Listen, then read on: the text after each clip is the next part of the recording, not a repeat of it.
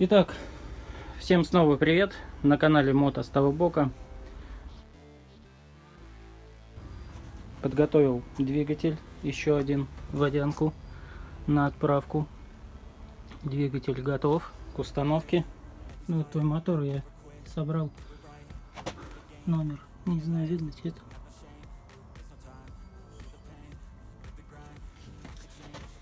Так, карбюратор твой, есть там окислы какие-то непонятные,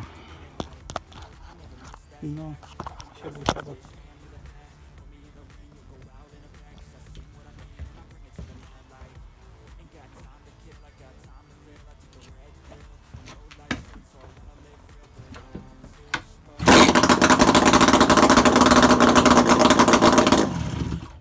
Без масла, поэтому долго не буду. Сейчас еще раз, второй раз покажу, как запускается.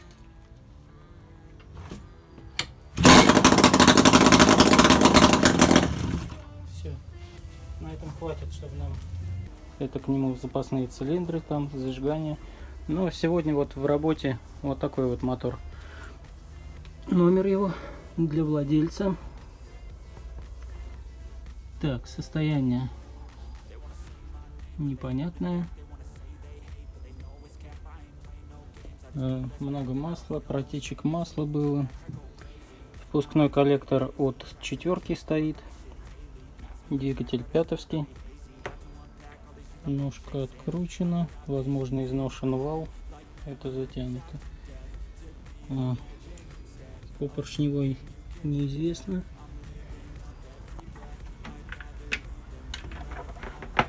Так, одной рукой не получится, но двигатель проворачивается. Так, сейчас будем разбирать его, и если будут какие-то интересные моменты, я буду включаться и показывать их. Да, еще самое важное для Юпитера тема. Вот 9, 7, 9, по-моему, да? Половинки. Вот 9, 7, 9. И важно, чтобы крышки коленвалов тоже были с такими же номерами. Ну, сейчас все увидим. Поехали. Так, прокладки стоят алюминиевые.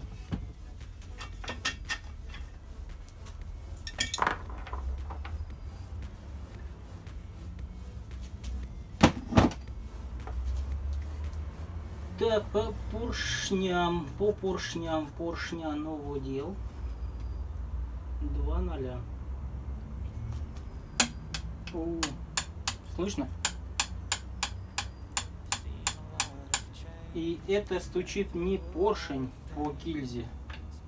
Это проблема офигенская с пальцем. Я даже сейчас камеру сниму, покажу вам.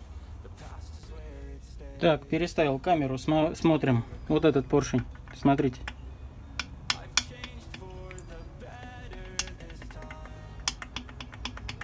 Ну, мало того, что он в цилиндре болтается, он еще болтается на оси пальца, видите? Вот так. Смотрите. Причем поршни мотоцикл не ездил. А второй тут еще хуже. Ну, второй левый.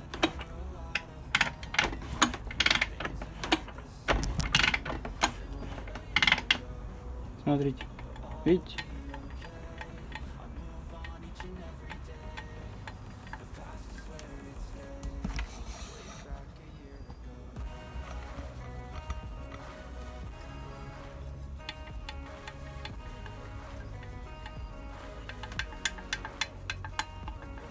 Вот такие вот звуки издает. Ладно, сейчас сдергиваю цилиндры. Будем смотреть дальше. Так, сейчас попробую показать. Вот я снял один цилиндр, смотрите. Видите, как поршень сидит на пальце? И вверх-вниз есть люфт. Но шатуны имеют износ около 60%. Не менее 60%. Поршни новые. То есть вот так собрали. Видите? Юпитер говно. Ну и давайте сразу второй снимем. Угу. Ну вот, по прокладкам, видите, это все абсолютно недавно собирал. По цилиндрам отдельно, потом посмотрим. Пока меня интересует вот этот. Ну здесь та же самая картина. Поршень точно так же болтается. Так, разбираем дальше. Так. Ну что, снял я поршни. Что выяснилось, все верно, как я и предполагал. Там была проблема в другом. Вот пальчики, видите, с одной стороны натертость. То есть пальцы очень туго сидели в поршнях. Причем очень туго, слишком большой натяг. Поршни No Name, современные. Вот, и есть на них задиры. Вот здесь видно, да? Ну, я еще цилиндры не смотрел, нужно будет делать замеры цилиндров, определять. Вот здесь вот есть удары. Тут даже скол. Видите? Как-то палец выпрессовывался. Вот здесь притертости. Так, а вот тут следы ударов. Ну, вот во время монтажа, когда монтировали. Ну да ладно. Проблема не в этом. Проблема в чем? Вот если видно, ВГШ отличается по цвету. Черная, видите? Это либо была езда без масла, либо, ну, скорее всего, езда без масла, потому что я втулку посмотрел, она очень похожа на советскую. И вот смотрите, я вставляю пальчик. Сейчас поближе камеру. Но я думаю, так видно. Здесь зазор больше миллиметра. Сейчас.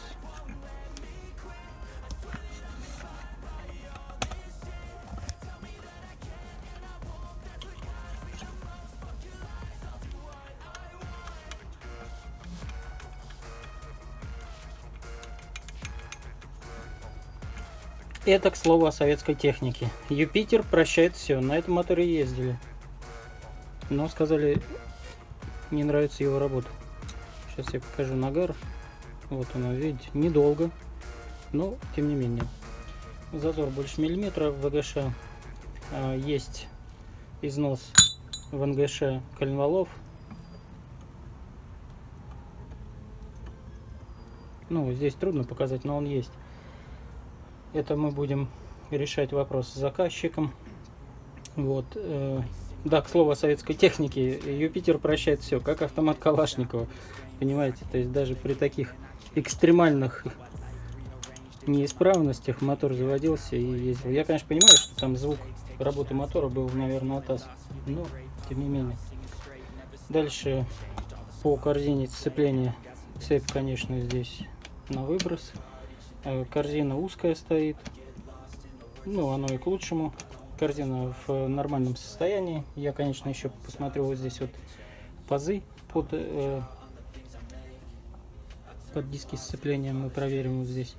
Ну, я думаю, что там все хорошо. Зубья не изношены. Ну, есть износ, но не критический. То есть заменой цепи можно обойтись. Главная проблема — это с валами. Вот. Ну, пока так. Я кантовать двигатель не буду. Там осталось масло еще. Поэтому я вот в таком, может быть, неудобном ракурсе вам показываю. Поэтому с валами, конечно, предстоит работа. Второй шатун то же самое. Такой же износ. Примерно там плюс-минус. Вот. Ну, все. Поехали дальше. Так, дальше. Разобрал сцепление. Оно изрядно изношено. Почти под ноль стерты.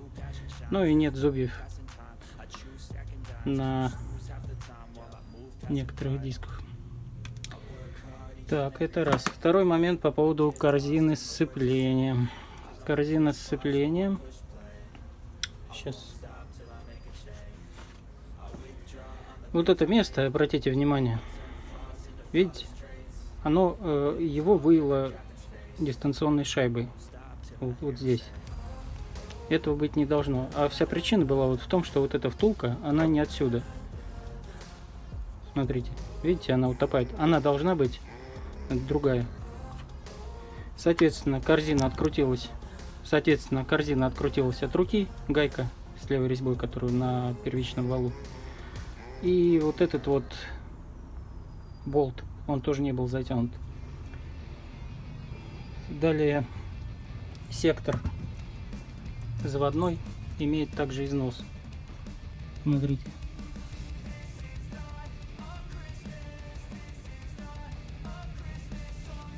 Скорее всего будет закусывать, когда заводить.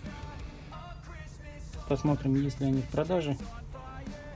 Так, ну пока вот так. Сейчас буду проверять работу коробки. Люфты превышены, но это Юпитер. Сейчас будем проверять, как работает коробка до разбора. Далее потом будем, естественно, перенастраивать по-своему. Так, вскрыл я двигатель. Первый момент, смотрите, крышки валов. Все откручено. Все от руки. Ну вот один только закручен. Так, это раз. Дальше. Вилочки в хорошем состоянии, не требуют замены. Вторичный вал в первом приближении вроде бы цел. И зубья не знаю, нужно будет после того, как отмою, буду проверять дальше. Промежуточный вал, промвал. Смотрите. Под замену. Его побило, выкрашило. Это следствие переключения, скажем, с 4-й. Вот вы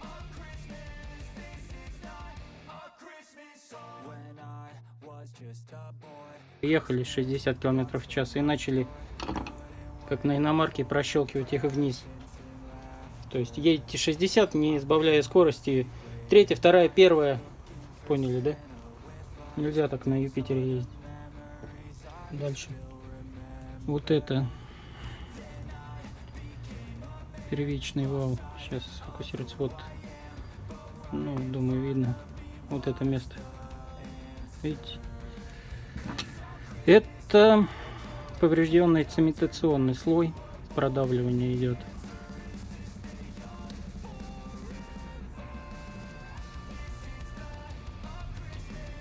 Дальше. Шестерня. Вот это. То же самое с зубом.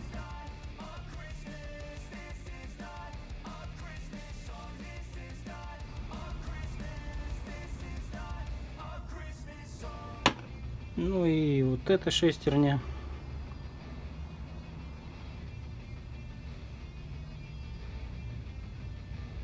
Тоже имеет повреждения.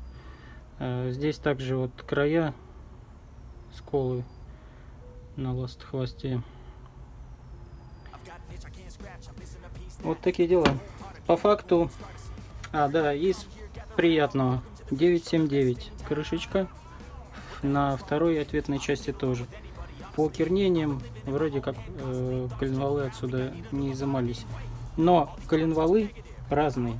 Так что мои предположения просто не кернили второй раз, поэтому все открутилось. Потому что коленвалы разные, их видно по верхней головке шатуна.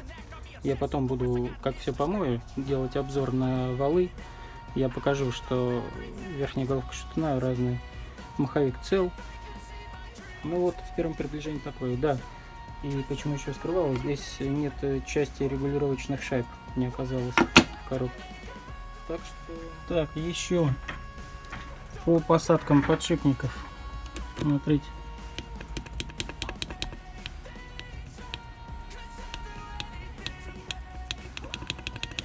Нужно восстанавливать, сажать либо на фиксаторы Loctite.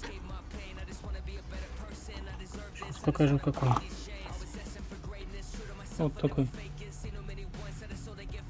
На него посадить подшипники, причем все.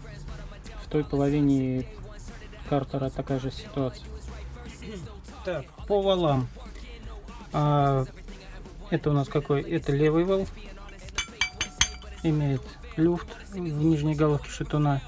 Вот это перегретая голова его непонятная.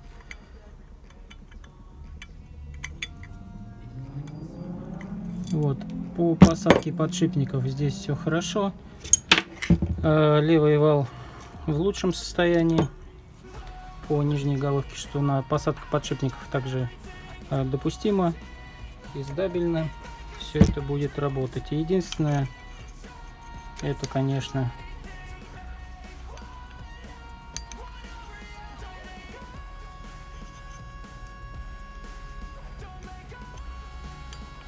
вот эти вот моменты.